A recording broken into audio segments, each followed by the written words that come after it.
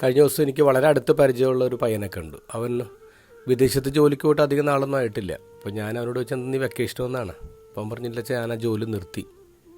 ഞാൻ പറഞ്ഞു എന്തു പറ്റി? അച്ഛാ അവിടെ കാര്യങ്ങൾ ശരിയല്ല, ഒരു കറപ്ഷനൊക്കെ ഉണ്ട്. നമ്മുടെ ഈശോയ്ക്ക് നിരക്കാത്ത പല പരിപാടികളുള്ളൊരു കമ്പനിയാണ്. ഞാൻ അതുകൊണ്ട് റിസൈൻ ചെയ്ത് ഇങ്ങോട്ട് പോകുന്നു. അവർ GCUത്തിലെ പയ്യനുണ്ട്. അപ്പോൾ ഞാൻ അവനോട് പറഞ്ഞു, എടാ മിടുക്കൻ, നല്ല കാര്യം, നീ ഈശോയ്ക്ക് പ്രയോറിറ്റി കൊടുത്തില്ലേ, നല്ല കാര്യം.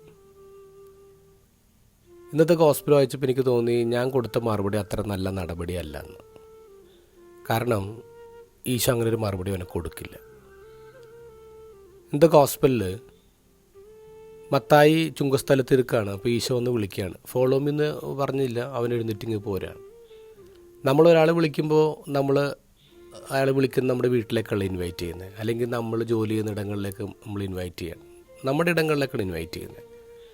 പക്ഷേ ഈശോ അവനെ വിളിച്ചിട്ട് ഇൻവൈറ്റ് ചെയ്യുന്ന അവൻ്റെ തന്നെ വീട്ടിലേക്കാണ്. മത്തായി സ്വന്തം ചെലവിൽ വിരുന്ന് നടത്തുകയാണ്. അനേകം ചുങ്കക്കാരും പാപികളും വന്ന് വിരുന്നിരുന്ന പറയാം. അവരെല്ലാം കൂടി ഇങ്ങനെ വരാണ്. അവിടെ വന്നപ്പോൾ ഈശോ അവനോട് പറഞ്ഞില്ലടാ, ഇത് മോശം കമ്പനിയാണ്, ഇത് കറപ്ഷനൊക്കെ ഉള്ളതാണ്, ഇത് നീ ഇതിൽ നിന്നൊക്കെ വിട്ട് പോരുന്നല്ലേ ഈശോ പറയുന്നത്. പകരം ഈശോ അവരുടെ കൂടെ ഇരിക്കുകയാണ്. ഈശോ അവിടെ ഇരുന്ന് ആ ബോണ്ട് കുറേ കൂടി ശക്തിപ്പെടുത്താണ്. എല്ലാം കഴിഞ്ഞപ്പോൾ ഈശോ എന്തായിരിക്കും മത്തായോട് പറഞ്ഞത്? മത്തായോട് പറഞ്ഞ് ഇങ്ങനെ ആയിരിക്കും, എടാ ഞാൻ നിൻ്റെ ഉള്ളിലേക്ക് കയറി വന്നില്ലേ, ഇതുപോലെ ഞാൻ ഇനി അവരുടെ ഉള്ളിലേക്ക് കയറാൻ നീയാണ് വഴി. എന്ത് ബ്യൂട്ടിഫുള്ളാണ്. ഇതുപോലെ ഞാൻ അവരുടെ ഉള്ളിലേക്ക് കയറാൻ ഇനി നീയാണ് വഴി.